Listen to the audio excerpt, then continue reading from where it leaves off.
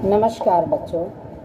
तो चलिए आज हम अपनी पाठ्य पुस्तिका रिमझिम का पाठ 4 नन्हा फनकार की शुरुआत करते हैं। नन्हा फनकार कहानी एक ऐसे लड़के के बारे में है जो पत्थर को तराशकर उन पर घंटियां बनाता था। बच्चों, हमारे देश का कोई ऐसा क्षेत्र नहीं है जहां पत्थर, लकड़ी, मिट्टी, कपड़े या कागज की मदद से सुंदर चीज़ें ना बनाई जाती हों। भारत की हस्तकला सारी दुनिया में अपनी सुंदरता के लिए मशहूर है। तो चलिए ऐसे ही एक हुनर पर आधारित यह पाठ अब हम शुरू करते हैं। नन्हा फनकार। वह लड़का एक चौकोर लाल पत्थर के पास बैठ गया। उसने जल्दी जल्दी कोई प्रार्थना बुदबुदाई और छेनी हथौड़ा उठाकर अपने काम में जुट गया। कुछ दिन पहले ही उसने इस पत्थर पर घंटियों की कतारें और कड़ियाँ उकेरना यानी बनाना शुरू किया था। लड़के ने एक अधबनी अधूरी घंटी पर छेनी की नोक टिकाई और सावधानीपूर्वक हथौड़े से घंटी पर नक्काशी करने में जुट गया। हथौड़े के वार से पत्थर पर जो कटाव उभरता, उससे पत्थर की किरचें अर्थात छोटे छोटे तिनके छितरा जाते और वह आंखें सिकोड़ लेता। साथ साथ धीमी आवाज में वो कुछ गुनगुनाने भी लगता। उसके चारों ओर दूसरे संगतराश भी अपने अपने काम में डूबे हुए थे। केशव 10 साल का था और अभी अपना काम सीख ही रहा था। पिता के एक बार करके दिखा देने पर वह सीधी लकीरों वाले और घुमावदार डिजाइन उकेर सकता था। अब तक उसने नक्काशी का जो भी काम किया था, उनमें से इन घंटियों का बनाना ही सबसे ज़्यादा मुश्किल था। केशव जानता था कि एक दिन तो ऐसा जरूर आएगा जब वह बहुत बारीक जालियां, महीन नफीस बेल बूटे, कमल के फूल, लहराते हुए सांप और इठला कर चलते हुए घोड़े, यह सब कुछ पत्थर पर उकेर पाएगा, ठीक उसी तरह से जैसे उसके पिता बनाते हैं। कई साल पहले जब वह पैदा भी नहीं हुआ था, उसके माता पिता गुजरात से आगरा आकर बस गए थे।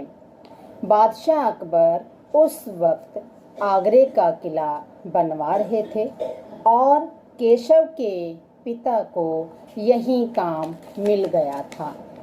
केशव का जन्म भी आगरा में ही हुआ था। उसे गुजरात के पुश्तैनी गांव जाने का तो कभी मौका ही नहीं मिला। आगरे की गलियां और अब सीकरी, बस यही उसका घर था।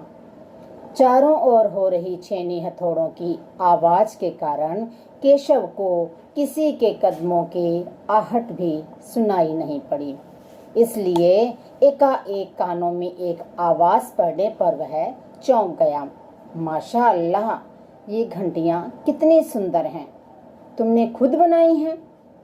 पीछे मुड़कर जब केशव ने आंखें उठाईं तो उसे एक आदमी दिखाई दिया। बेशक मैंने ही ये घंटियां बनाई हैं। क्या मैं आपको पत्थरों पर नक्काशी करता नजर नहीं आ रहा? देखते नहीं, मैं तो पत्थर को तराश रहा हूँ। केशव ने बड़ी तल्खी के साथ उत्तर दिया। दिखता तो है, पर तुम इतने छोटे लगते हो ना। वह आदमी हंसते हुए बोला, मैं 10 साल का हूँ। 10? अच्छा। वह आदमी पास पड़े पत्थर पर बैठते हुए बोला, तब तो काफी बड़े हो। मैंने भी 13 साल की उम्र में एक लड़ाई में हिस्सा लिया था। अब केशव उस आदमी को अच्छी तरह से देख पा रहा था। उसकी उम्र रही होगी कोई 30 से ऊपर। कद मझोला था। वह सफेद अंगरखा और पाजामा पहने हुए था। उसके लंबे बाल गहरे लाल रंग की साड़ी में अच्छी तरह से ढके हुए थे। लगता है कोई बहुत बड़ा आदमी है। केशव ने उस आदमी के गले में पड़ी बड़े बड़े मोतियों की माला और उंगलियों की अंगूठियों को देखते हुए सोचा। तीखी नाक, बड़ी बड़ी आंखें, होठों को ढकते हुए नीचे की तरफ आती घनी मूछें। केशव उस आदमी के व्यक्तित्व का मुआयना कर ही रहा था कि तभी उस आदमी ने एक नक्काशी की तरफ इशारा करते हुए कहा, इस लड़ी में अभी काफी काम बाकी है। इससे पहले कि केशव कोई जवाब देता, उसने किसी के तेजी से दौड़कर आने की आवाज सुनी। यह और कोई नहीं, महल का पहरेदार था। हुजूर, माफ करें, मुझे आपके आने का पता ही नहीं चला, हाँफते हुए उसने कहा। फिर वह मुड़कर भौचक्क से खड़े केशव को घूरते हुए बोला, बेवकूफ, खड़ा हो। हुजूर आला के सामने बैठने की जुर्रत कैसे की तूने? झुककर सलाम कर इन्हें। अब केशव का माथा ठनका। उसे कुछ कुछ समझ आ रहा था। बदहवासी से में छेनी हाथ से छूटकर नीचे गिरी और वो जल्दी से उठकर खड़ा हो गया। अरे कहीं ये बादशाह अकबर तो नहीं?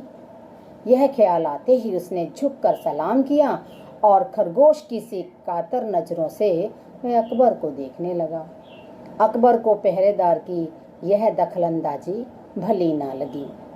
उन्होंने खींचकर पहरेदार को वहां से जाने का इशारा करते हुए कहा, ठीक है सिपाही, कुछ देर के लिए तुम हमें अकेला छोड़ दो। पहरेदार तो चला गया, मगर केशव अब असमंजस में था कि उसे क्या करना चाहिए। वापस अपना नक्काशी का काम शुरू करे या बादशाह के हुक्म के इंतजार में खड़ा रहे। दिल तो उसका अभी भी धक धक कर रहा था। हाँ, पर अब वह डरा हुआ नहीं था, क्योंकि अकबर प्यार से उसे देखते हुए मुस्कुरा रहे थे।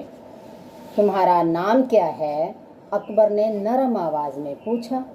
केशव, उसने नपातुला सा जवाब दिया। केशव, क्या तुम मुझे नक्काशी करना सिखाओगे? उलझन में पड़े केशव ने तुरंत सिर हिला दिया। तब तो तुम्हें मेरे लिए हथौड़ी और छेनी का भी प्रबंध करना होगा। केशव फुर्ती से अपने पिता के पास भागा गया और उनका छेनी हथौड़ा उठाकर उल्टे पांव लौट आया। दोस्ताना अंदाज में अकबर केशव के पास जमीन पर ही बैठ गए और पास में पड़े पत्थर को खींचते हुए बोले, ठीक है, अब बताओ कि मुझे क्या करना है। केशव ने शक भरी नजरों से अकबर की ओर देखा। हुजूर, क्या आप यह सब करेंगे? क्यों नहीं, मुझे तो विश्वास है कि मैं सीख ही लूंगा। नहीं नहीं, मेरा मतलब ये नहीं था। केशव सकपका सा गया। दरअसल मैं कहना चाहता था कि आप इतने बड़े बादशाह हैं, ये काम आपके लिए ठीक नहीं लगता। उसने कुछ अनमने भाव से कहा। अकबर हंसते हुए बोले, अच्छा, लेकिन पिछले हफ्ते तो मैंने मिट्टी से भरी डलिया ढोने में किसी की सहायता की थी। क्या यह काम उससे भी ज्यादा मुश्किल है? केशव अभी भी असमंजस की स्थिति में था। वह अकबर के पास बैठ गया और उन्हें छेनी पकड़ने का सही तरीका सिखाने लगा। फिर जैसे कि केशव के पिता ने उसे सिखाया था, उसने कोयले के टुकड़े से पत्थर पर लकीरें खींचकर एक आसान सा नमूना बनाया और गंभीरता से कहा, देखिए, सिर्फ इन्हीं लकीरों को बहुत ध्यान से तराशना है। अकबर ने पत्थर पर छेनी रखी और जोर से हथौड़े से वार किया, जिससे कटाव ज्यादा गहरा हो गया। अरे अरे, नहीं नहीं, केशव ने तुरंत उनकी गलती पकड़ी। हथौड़े को धीरे से मारना है, ऐसे उसने करके दिखाया। और हाँ, अपनी आंखें थोड़ी मीच कर रखें, वरना किरचें उड़कर आपकी आंखों में चली जाएंगी। अकबर मुस्कुराए। जी हुजूर। जवाब में केशव भी मुस्कुरा उठा। वह लगभग भूल ही गया था कि उसकी बगल में बैठा जो यह व्यक्ति है, वह हिंदुस्तान का बादशाह है। एक अनाड़ी से वयस्क पर अपने काम की धाक जमाने में अब उसे मज़ा आ रहा था। वह बड़े ध्यान से देख रहा था कि अकबर किस तरह लकीरों को उकेर रहे हैं। बादशाह से जरा सी भी चूक हो जाने पर फौरन उसकी भौहें चढ़ जाती। काम करते करते अकबर पूछ बैठते, केशव सही नहीं है क्या? और केशव सिर हिलाकर अपनी असहमति जता देता। अकबर इत्मीनान से बैठ गए और केशव को काम करता हुआ देखने लगे। अपने काम में खोए हुए उन दोनों को इस बात का एहसास नहीं हुआ कि आसपास मौजूद दूसरे संगतराश उन्हें बड़े कौतूहल से देख रहे हैं।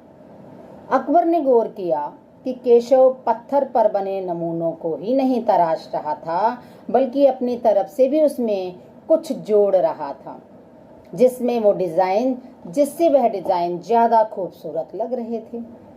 लड़के के काम करने के अंदाज को देखकर अकबर ने धीमे से कहा, केशव देखना, एक दिन तुम बड़े फनकार बनोगे।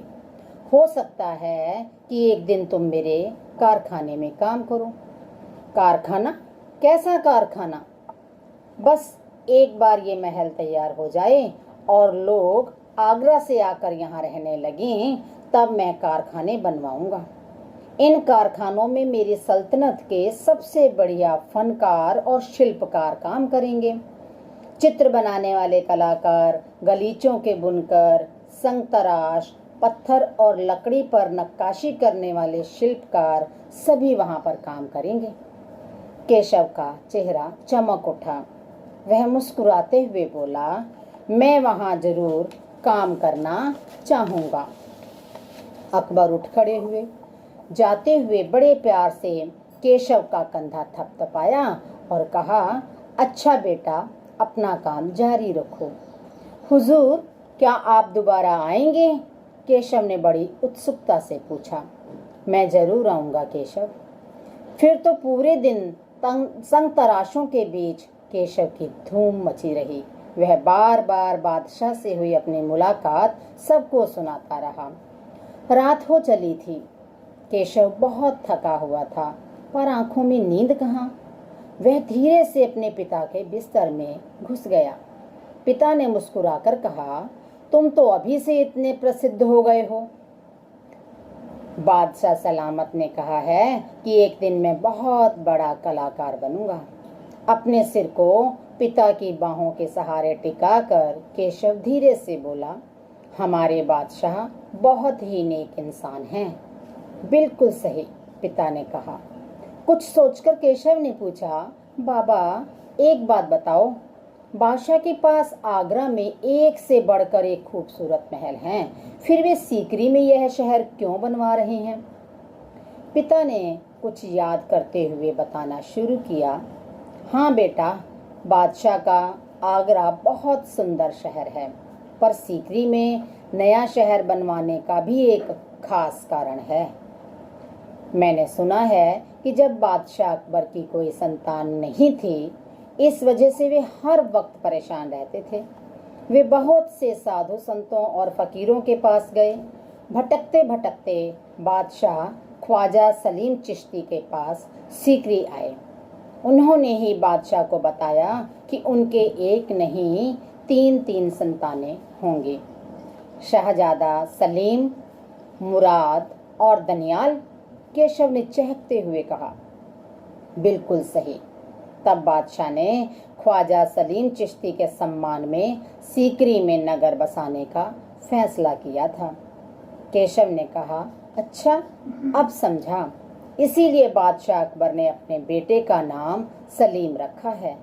हाँ, और इसी कारण हम यहाँ एक नए शहर के लिए पत्थरों को तराश रहे हैं। केशव उम्मीदी सी आवाज में बोला।